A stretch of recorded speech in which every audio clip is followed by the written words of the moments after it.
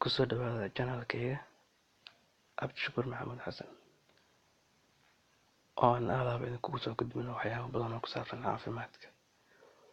Maanta waxaan rabnaa inaan ka sheekayno waxyaabo ku saabsan ama la xiriiro caafimaadka carruurta oo aas-aas u ah dhammaan dadka.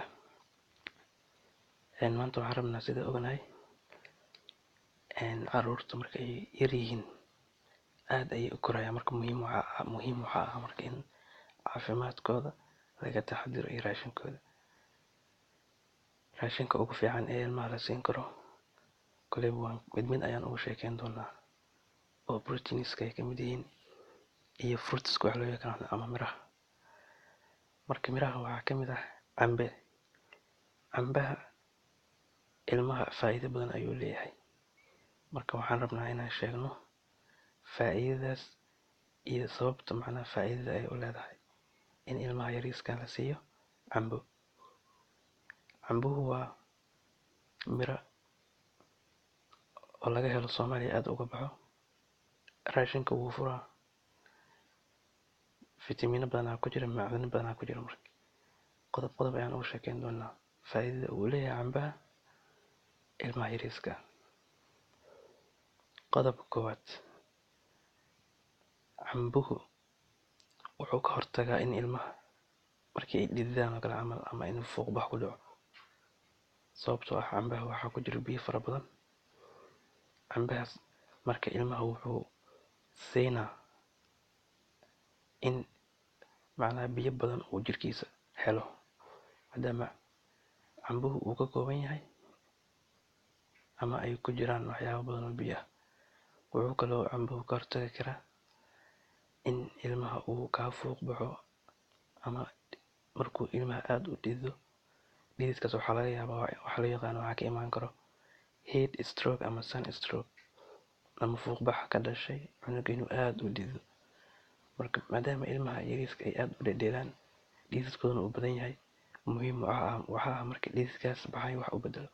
Shayga ugu muhiimsan ee u bedeli kara waxay tahay waa cambo. Cambaha marka wuxuu ka saacidaa in ilmaha biyaha ka baxay ee dhididka ka baxay inuu dib u soo celiyo. Sababta kale oo cambaha ilmaha faa'iido u leeyahay waxaa kamid ah wuxuu la dagaalamaa cambaha infekshanka ama caabuqa ama jirka inuu ama ilmaha inay jiradaan. Sababtoo ah cambaha wuxuu ka caawiyaa ilmaha inay iska caabiyaan ama ay ka hortagaan weerarada uu kusoo qaadi karaan jeermisyada ilmaha agtooda. Sababtoo ah cambaha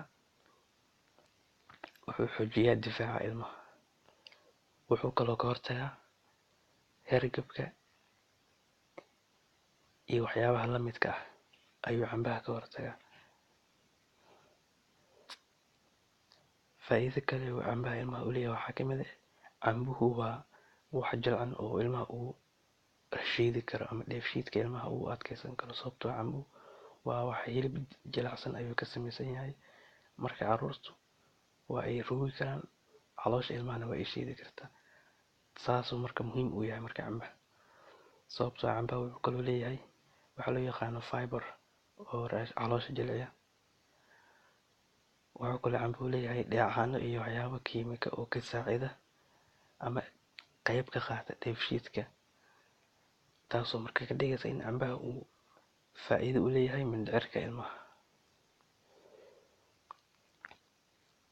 Cambaha waxaa ka buuxo nafaqo aad u fara badan.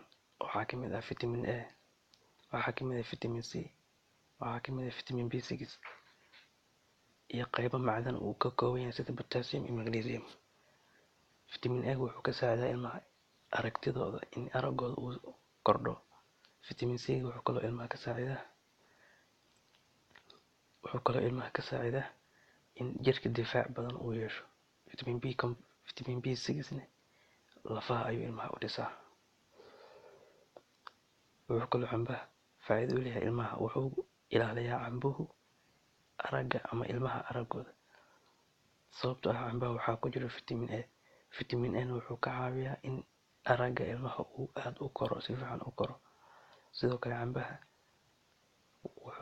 wuxuu caan ku yahay inuu ka kooban yahay vitamin A fara badan, taasoo ilmaha ka saacidaya ama ilmaha araggooda inuu horumaro. cambuhu wuxuu xoojiyaa difaaca, sababtoo ah cambuhu waa miro waxaana ka buuxa maado loo yaqaan carotene iyo beta carotene. Labadaba marka waxay kor u qaadaan ama xoojiyaan difaaca ilmaha. Marka sababaha aan soo sheegnay ayuu cambaha ilmaha faa'iido u leeyahay. Ilmaha waa in cambaha loo badiyaa. Sidoo kale ilmaha wuxuu u baahan yahay in la siiyo mooska, ilmaha in lagu dadaalo. Mooska faa'iido u leeyahay iyo wixii kaloo miro ah. Ilmaha raashinka aan cunaynin oo appetite-ka uu ka go'ane cambaha faa'iido u leeyahay, sababtoo ah cambuhu waa dhanaan iyo macaan. Ilmahana marka dhandhanaankaas iyo macaankaas haddii la siiyo, qof kastoo appetite-kiisa xiran yahay wuu cuni karaa cambahaas. Marka faa'iidadaas uu cambaha ilmaha u leeyahay. Aan ku dadaalno ilmaheena inaan cambaha siino. Haddii channelka ku cusub tahay subscribe ka dheh. Haddii aad subscribe dhahdina like saar si aad u aragtid muuqaalo kale oo idin anfici doona haddii Ilaahay yiraahdo.